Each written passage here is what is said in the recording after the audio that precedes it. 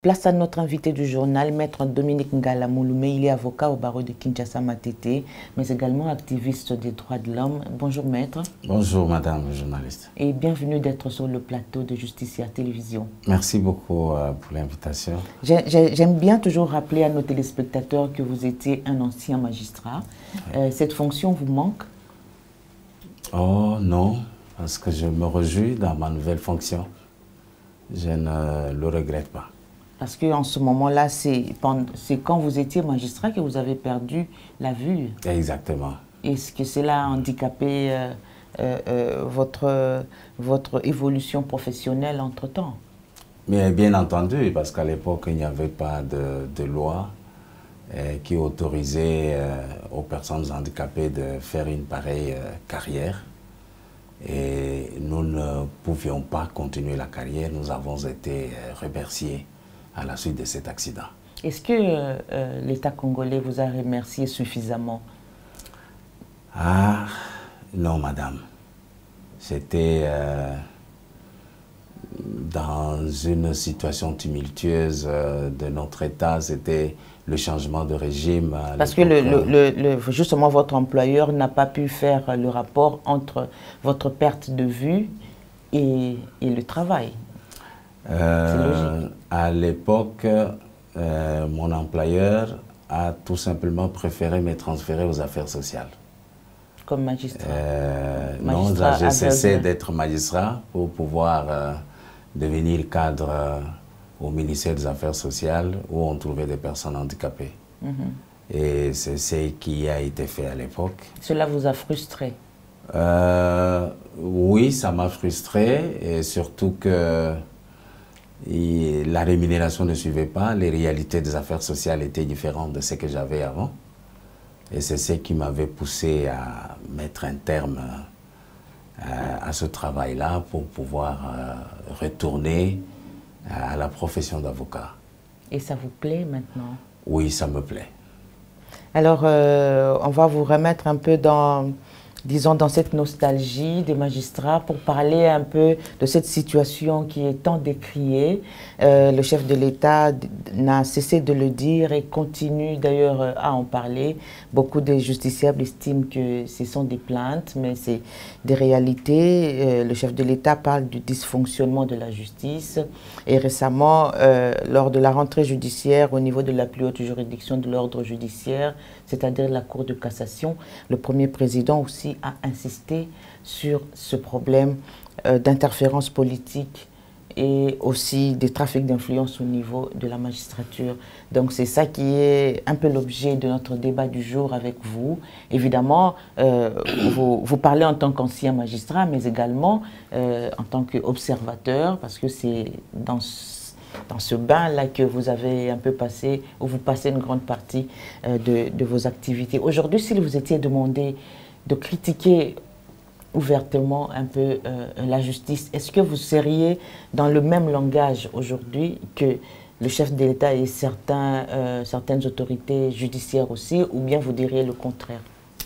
Merci beaucoup, Madame la journaliste. À cette question, il y a à boire et à manger.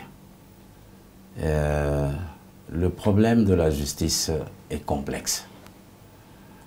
Il y a une part qui n'est pas la moindre, qui revient à l'État congolais, mais il y a aussi une part de responsabilité des magistrats œuvrant dans ce domaine.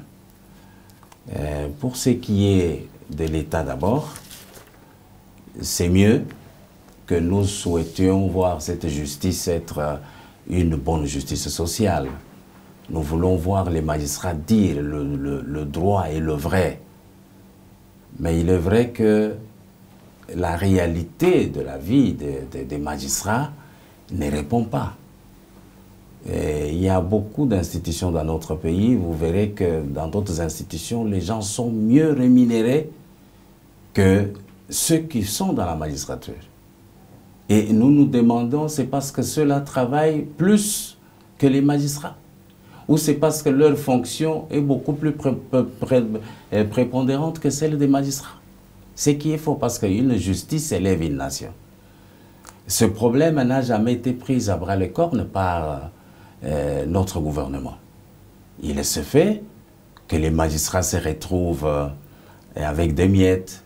Ça fait plusieurs décennies que notre justice n'a pas même de frais de fonctionnement. Les papiers... Pourtant, il y a un budget prévu pour ça. Vraiment, c'est décevant de voir que les magistrats manquent de papiers de temps en temps. Parfois, ils les achètent à notre présence et quelques papiers pour résoudre tel problème, ce qui est un peu désolant. Maintenant qu'on est à l'heure de la mondialisation avec la culture de l'Internet, etc., c'est-à-dire les papiers sont de moins en moins utilisés, c'est maintenant les ordinateurs. Mais quand vous allez dans les bureaux des magistrats, d'abord ils sont entassés, ce qui diminue même leur propre influence parce que il est quand même un peu regrettable d'entrer dans une salle, vous trouvez 3, 4, 5 tables bureaux qui se suivent, ce sont les juges, ce sont autant de juges qui se tiennent côte à côte. Mais Maître Ngalamouloumé, est-ce que, selon vous, le problème serait seulement les conditions de magistrats? Est-ce que vous n'êtes pas d'avis avec les justiciables qui estiment que le problème serait plutôt ailleurs, c'est-à-dire la corruption qui est ancrée même dans la culture du Congolais? Parce que c'est ce que le chef de l'État a dit. Et personne ne l'a contredit, malheureusement. Je venais de vous dire qu'il y a à boire et à manger. Et qu'il y a une part de responsabilité des magistrats.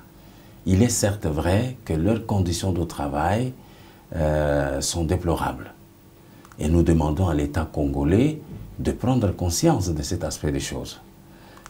Notre désir, c'est que le chef de l'État qui est informé autant de fois sur cette situation, le premier mandat a été ce qu'il a été, c'est peut-être une partie partagée avec... au niveau des cash, après ces 3 ans, avec tout ce que nous avons comme problème dans notre pays. Mais peut-être, s'il a la chance d'avoir le deuxième mandat, je pense qu'il peut bien avoir le temps de régulariser cette situation. Qu'à cela ne tienne, il y a la réalité aussi qui est vécue, qui est le comportement du magistrat congolais. Et rien ne peut justifier le fait qu'aujourd'hui on puisse monnayer les décisions judiciaires. Rien ne justifie le fait que le bon droit ne soit plus dit parce que je suis mal payé. Et si on faisait les états généraux en réalité, c'est-à-dire changer, c'est ce qui est d'ailleurs en train d'être fait, on vient de modifier un peu toute la crème judiciaire, des nouvelles personnes, des nouvelles têtes. Vous n'accordez pas encore le bénéfice par rapport à cette situation? Madame le journaliste, c'est une bonne préoccupation. Nous en réfléchissons nous aussi, nous demandons que faudrait-il faire. Mais la réalité de nos lois font que on peut tout changer au bas de l'échelle. Vous ne pouvez pas nommer aujourd'hui un magistrat, faire de lui un haut magistrat. Vous ne pouvez pas nommer un magistrat aujourd'hui, il devient le magistrat à la Cour de cassation, à la Cour d'appel. Non. Il faudrait qu'il suive le cursus. Ça signifie qu'il est difficile de faire table rase de ceux qui existent, qui détiennent ce monopole que nous sommes en train de décrier. Donc vous estimez que c'est toujours possible que ces moutons noirs puissent se retrouver en ce jour et contaminer les autres? À 70%. 70%. Est-ce que le problème c'est les personnes ou bien le système? Il y a le système, mais il y a aussi les personnes. Parce que quand on crie à la longueur de journée, quand les Congolais pleurent à la longueur de journée, même nous les avocats, quand nous tapons sur les tables des magistrats, c'est pour que ça change. Et ce sont des hommes. Il suffit qu'ils se décident de prendre des décisions, qu'ils se décident de pouvoir rectifier pour que les choses changent. Mais néanmoins, on dit, on crie, certains comprennent, mais cela ne veut pas dire que tout le monde est trempé dans la chose. Il y a des magistrats intègres, il y a des hommes de Dieu qui craignent Dieu, qui ne se mêlent pas à cette façon de voir et de faire les choses. Mais néanmoins, la large majorité, ils baignent massivement. Alors, je dirais le monde entier, c'est une expression, mais aujourd'hui, tout le monde a souhaité qu'il y ait la réouverture des chambres disciplinaires contre les magistrats. C'est fait, en tout cas au niveau de la juridiction de Matete, on en voit de plus en plus. Est-ce que cela ne vous rassure toujours pas? Les sanctions sont là, les exemples sont là. Vous pensez que c'est du cosmétique? Non, c'est une initiative à saluer. Mais notre problème, c'est... Eux ne sont pas seulement les boucs émissaires qui payent pour les autres, juste pour la publicité. C'est ce que nous allons vérifier au fil du temps. Et nous ne saurons pas le dire d'emblée, mais sinon, c'est une bonne initiative parce que lorsqu'il y a impunité, parfois, quand nous nous retrouvons devant certaines décisions judiciaires, vous vous demandez si réellement ceux qui ont rendu cette décision, ce sont des techniciens de droit. Et qu'est-ce qui leur a poussé à dire des choses pareilles? Mais si la chambre disciplinaire peut demeurer impartiale et nous permettre de revenir sur le droit chemin, ça serait une bonne chose. Mais il ne faut pas seulement que ce soit la chambre disciplinaire, il faudrait aussi que la hiérarchie qui chapeaute cette chambre soit intègre et puisse donner les moyens nécessaires à cette chambre pour faire son travail. Parce que si, à la longue, nous constatons qu'on dit, écoutez, les loups ne se mangent pas. Mais selon vous, à vous entendre parler, tout tourne autour des conditions sociales, des conditions de travail pour mettre à l'aise les magistrats dans leurs prestations. Mais il y a des magistrats qui donnent l'impression, en tout cas, d'être riches. Hein. Leurs conditions de vie, ce n'est pas à discuter. Hein. Il y en a qui sont aussi, d'ailleurs, mieux nantis, plus nantis même que ceux qui devraient les contrôler. Donc, tout ça, c'est des situations qui font en sorte que c'est toujours le secteur le plus critiqué. C'est quand même regrettable si c'est lui qui doit vous contrôler, qui est censé être votre hiérarchie, lui il est pauvre et que vous êtes riche en étant magistrat. Est-ce que être magistrat égal signifie être pauvre? Non. Le service des magistrats n'est pas une institution, je dis, des magistrats n'est pas une institution de pauvres. Ce sont des personnes qui sont appelées à vivre dignement.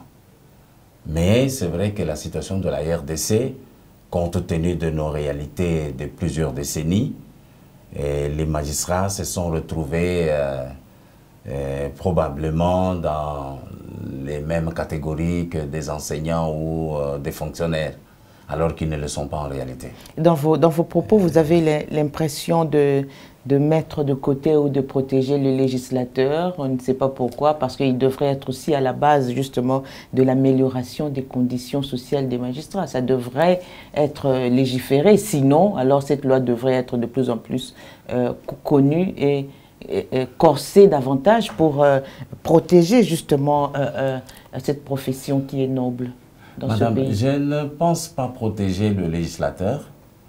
Moi, je pense que c'est une faille. Parce que lorsque nous voulons un état de droit, nous ne le voulons pas dans une direction déterminée. Nous voulons un état de droit, c'est l'état congolais dans son ensemble. Et le législateur est appelé à légiférer dans tous les domaines.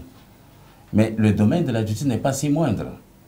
Ça fait plus d'une fois que nous avons vu lors des congrès le chef de l'État parler de la justice. Mais il parlait devant eux, les législateurs. Qu'est-ce qu'ils ont fait après? Rien du tout.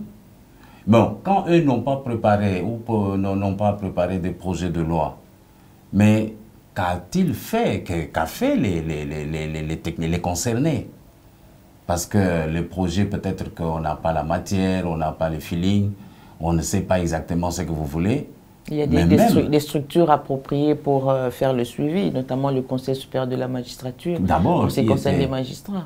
Oui, d'abord. Et au niveau du Parlement, c'est des commissions qui devraient se réunir pour c'est peut-être même proposer d'abord un texte de loi.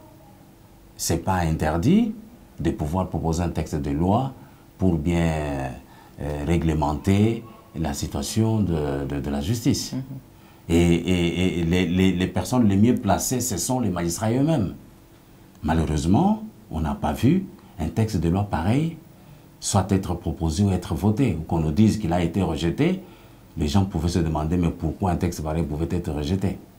Pour vous, qu'est-ce qui pourrait être des propositions qui feraient office des réponses immédiates pour quand même traiter ces maux qui gangrènent la justice aujourd'hui, parce que tout le monde en parle? Il faudrait d'abord qu'il y ait des textes de loi qui réglementent cette institution de la justice. Ça existe déjà. Ce qui existe... Il y a des lois organiques qui sont déjà les là. lois qui sont là. Est-ce qu'elles ont des faiblesses? S'il y a des faiblesses, on peut apporter des amendements. Et il faudrait qu'il y ait la volonté politique de pouvoir les mettre en vigueur. Donc, il y a un problème, il faut que l'intervention du gouvernement soit efficace, que tout le monde se décide à la volonté du chef de l'État que nous ayons une justice saine dans notre pays. Il y a d'abord ce problème de volonté politique. Et parce que quand on a la volonté, le magistrat sera payé. Mais aussi, il faudrait qu'une certaine cupidité qui s'est installée dans le moral des Congolais, quand on vous paye 500 $, vous commencez à arriver à 1000.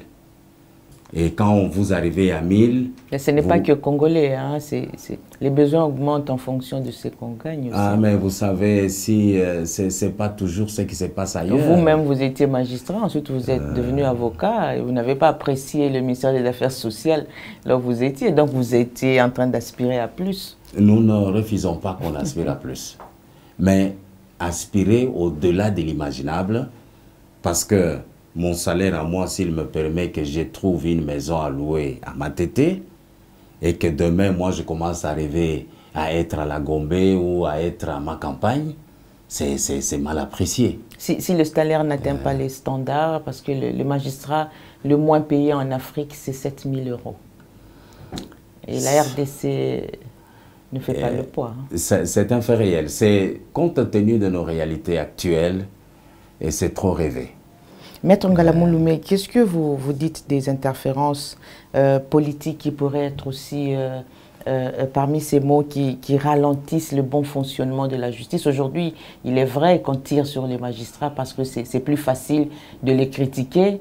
C'est un corps fortement hiérarchisé, donc ils ne peuvent pas s'exprimer n'importe comment. Mais il y a aussi les politiciens qui sont derrière. Oui, c'est un des mots, comme vous l'avez dit. Le trafic d'influence, qui est beaucoup plus exercé par l'homme politique sur les magistrats. Et cela est aussi à la base de ces mauvaises décisions judiciaires que nous crions. C'est vrai, le magistrat ne pourra jamais vous dire, voilà, moi, la nuit ou le soir, à telle heure, j'ai reçu un coup de fil, je suis menacé de ceci, cela, moi, on me donne telle injection, et je ne saurais pas, ou je peux, il ne saura pas le dire. Mais ce sont des réalités vécues. C'est pour cela que nous disons que si réellement, pour notre pays, nous voulons une justice sociale saine, il faudrait que chacun de nous joue son rôle. On pourrait bien payer le magistrat, mais aussi longtemps que les trafics d'influence continuera à exister, eh bien, nous aurons toujours des problèmes au niveau de la justice. Et donc, il n'y a pas que les problèmes de rémunération, de frais de fonctionnement, mais il y a aussi d'autres problèmes que le politique est censé résoudre. Et il n'y a pas, je ne vois pas quel est ce mécanisme qui pourra encore être mis en place pour pouvoir contraindre les politiciens, si ce n'est de le ramener à la prise de conscience. La loi parle déjà de la séparation des pouvoirs, c'est suffisant. Voilà, c'est ça, ils le disent eux-mêmes, même ceux qui font le trafic d'influence, ils le disent. Ils parlent de cette séparation des pouvoirs, mais en réalité, ils font autre chose. Parce que le magistrat subit, il subit quoi? C'est un autre pouvoir sur un autre pouvoir. Aujourd'hui, quand même, l'avantage, vous ne trouvez pas que le fait déjà qu'il y ait des dénonciations à gauche, à droite, par rapport à ce qu'il y a comme problème de dysfonctionnement dans la justice, c'est déjà une avancée et le reste, le meilleur reste à venir, non? Oui, lorsque la situation devient sur la place publique, Et c'est pour, d'une manière générale, décourager ceux qui sont dans cette façon de voir les choses. Mais néanmoins, nous souhaitons que le politique au niveau du gouvernement, au niveau des structures politiques, comprennent des mesures de sanctions morales. Et nous voyons un peu ce qui se passe ailleurs lorsque un député, un ministre a déconné ailleurs sans commettre une infraction comme telle, mais sa structure politique apprécie son comportement. Et la plupart sont sanctionnés. Et c'est la sanction qui ramène la personne à la prise de conscience. Mais si, par exemple, on vous dit, voilà ce que X et Y a fait, mais parce qu'il est de la classe dirigeante, eh bien, ses pairs le couvrent en disant, écoutez, il n'est pas le premier à le faire, écoutez, ce n'est pas la fin du monde, et puis ça passe. Demain, ça sera un autre. Et après-demain, ça sera un autre. Alors, est-ce que ce qui se passe actuellement ne vous donne plus totalement envie de revenir travailler encore à la magistrature? Non. Non, madame, moi, je n'en ai plus envie. Compte tenu de l'âge que j'ai aujourd'hui, je n'aime pas avoir assez de stress comme ce que nous retrouvons dans la magistrature. Je me plais aujourd'hui de travailler de la manière que je m'organise avec l'aide de mes confrères, et ça nous permet de pouvoir défendre le droit sans contrainte, sans arrière-pensée, sans qu'on reçoive des injonctions de qui que ce soit. Est-ce que le contact visuel avec les clients que vous avez dans votre cabinet n'est pas aussi un handicap pour vous permettre d'apprécier les personnes que vous êtes en train de défendre? Non, non, madame, parce que nous ne défendons pas la beauté, la couleur, la masse ou la taille des personnes. Nous défendons le droit. Et le droit n'a pas de couleur. Le droit n'a pas de forme. Si vous êtes de bon côté, le droit vous est favorable. Si vous êtes de mauvais côté, eh bien, il vous condamne. Et c'est à nous de vous dire, écoutez, voilà, voilà, tel comportement, telle attitude peut vous fragiliser à tel niveau. Ce que vous avez fait n'a pas été conforme. Voilà, voilà ce que nous pouvons faire. Et ça n'a rien à faire avec ce que nous présentons ou ce que le client peut nous présenter. Alors, quel peut être pour vous l'élément qui pourrait déclencher cette envie, ce vœu de toute la population pour que cette justice puisse réellement élever la nation congolaise? La première des choses, madame, c'est la détermination du magistrat. Nous voulons voir le magistrat congolais comme il a été autrefois. Moi, je commençais à défendre mes clients en tant que défenseur judiciaire quand j'ai fini mon graduat à l'université de Kinshasa. Et nous avons vu dans nos juridictions des décisions judiciaires qui se prenaient sur le banc. Tout n'est pas à prendre en délibéré. Et ça montre la détermination et la sincérité de ceux qui gèrent la justice. Et la manière de trancher les choses, quand vous lisez une décision judiciaire, vous dites ça, c'est pour l'histoire. Ça restera dans les annales. Et nous avons des décisions judiciaires comme ça qui y ont fait belle lurette, mais quand vous les réalisez, vous dites, ça valait la peine.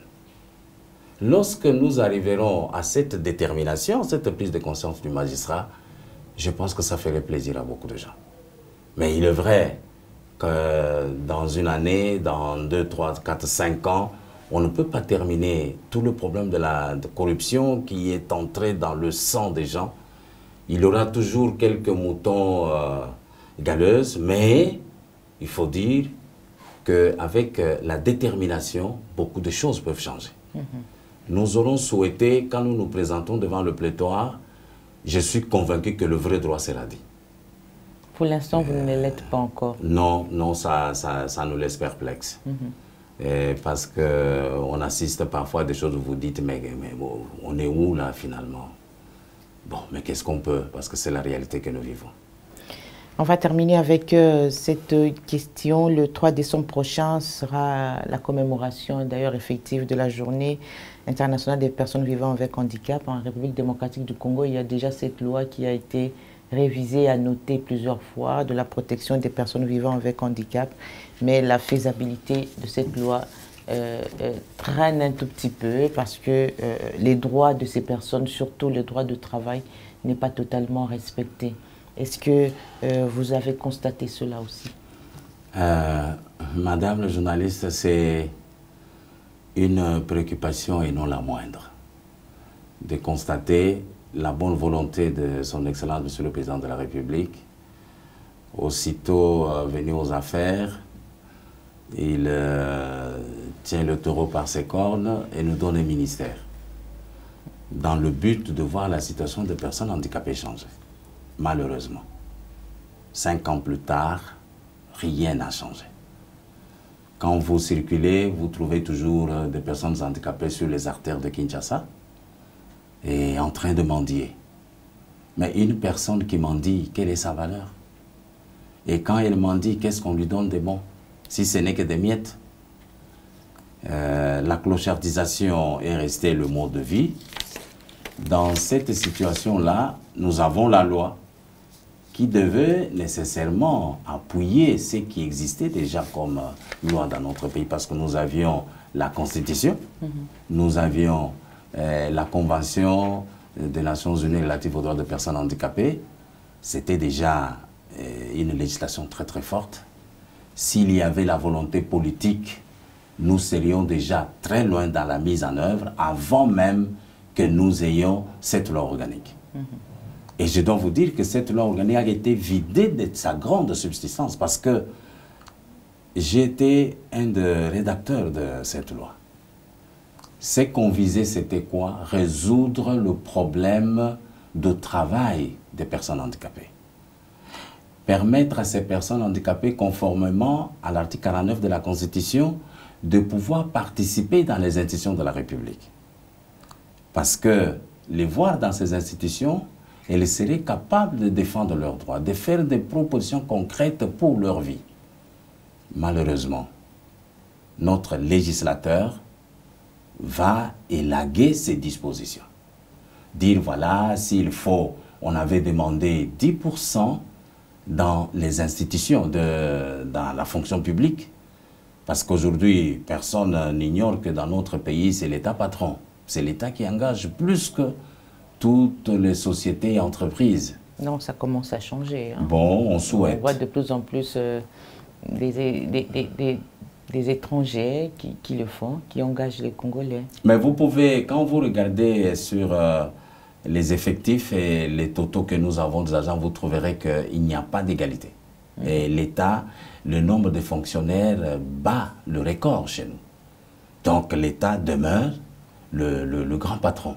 Il y a aussi le problème, les personnes vivant avec handicap devraient être ensemble, unis autour d'une même plateforme pour avoir la force de défendre leurs droits. Mais aujourd'hui, ces personnes sont éparpillées en groupuscules, en plusieurs groupes. Et ça aussi, ça n'encourage pas les choses. Madame, c'est ça notre grande critique que nous adressons à Madame la ministre en charge des personnes handicapées. Parce que cette loi organique prévoit en son article 45, et c'est une disposition que moi-même j'ai rédigée, même si elle a connu peut-être des retouches à gauche, à droite. Nous aurons bien le temps lors d'une prochaine édition d'en parler. Oui. Mais bon, concluez quand même. Je dois vous dire qu'il a été décidé de mettre en place une superstructure qui réunit toutes les différentes catégories de handicap. Mais lorsque vous avez, parce qu'on ne peut pas mettre les personnes handicapées ensemble comme ça, parce que nous avons des différentes catégories du handicap, c'est autant de spécificités. Donc il faudrait qu'il y ait, ce sont des grandes structures au niveau de chaque catégorie du handicap, et alors il fallait maintenant les fédérer au niveau national. Et la même structure pouvait avoir des ramifications au niveau provincial, et même au niveau local. Mais lorsque la loi dit que la ministre en charge des personnes handicapées doit accompagner les structures des personnes handicapées, Mais au lieu d'accompagner, madame prend l'initiative et elle choisit des personnes handicapées dans des provinces, dans des structures. Elle-même, tout ça, crée d'autres structures et essaye de mettre cette structure sur le pied, mais c'est pour répondre à quelles difficultés. Et là, nous nous retrouvons dans des conflits entre les personnes handicapées et les autres personnes handicapées parce qu'il y a celles qui sont privilégiées, qui se retrouvent soutenues par madame la ministre. Les anciennes structures se disent, eh bien, nous, on est écartés pour des raisons que nous ignorons. Les choses ne se passent pas comme ça. Toi, tu as été notre structure provinciale. Tu ne peux pas nous représenter aujourd'hui. Et ça fait ce que ça fait. Et ça, c'est triste. On espère qu'elle aura le temps de suivre le message assez pathétique que vous venez d'envoyer tout à l'heure. Mais alors, c'est sur cette note que nous allons clôturer cette interview avant de vous laisser 1 minute pour conclure. Merci beaucoup, madame. Notre désir, c'est de voir notre justice changer. Nous voulons être fiers de la justice de notre pays. Nous voulons être fiers des décisions judiciaires qui sont rendues. Nous avons des magistrats dignes, des bons techniciens de droit. Il est vrai que la situation sociale n'a pas répondu, mais nous ne pouvons pas, c'est rien que pour ça, tout mettre en branle. Nous ne pouvons pas ne pas revenir au sens du patriotisme pour pouvoir servir ce pays et attendre peut-être le temps que nous ne saurons peut-être pas le faire. Parce que nous sommes des personnes, nous passons à un moment donné, la carrière s'arrête, ça devient de la retraite. Eh bien, nous n'allons pas avoir de bonnes pensées à réaliser quand nous serons au temps de la retraite. Merci beaucoup, Maître Ngalamou Loumé, pour toutes ces interventions. Je rappelle à nos téléspectateurs que vous êtes avocat au barreau de Kinshasa Matete, mais également vous êtes membre d'une structure des non-voyants, n'est-ce pas? Oui, le président de l'Union nationale des aveugles du Congo. Et aussi, vous faites évidemment partie de la société civile. Bien entendu. Encore merci pour votre disponibilité. Merci madame, c'est moi qui vous remercie.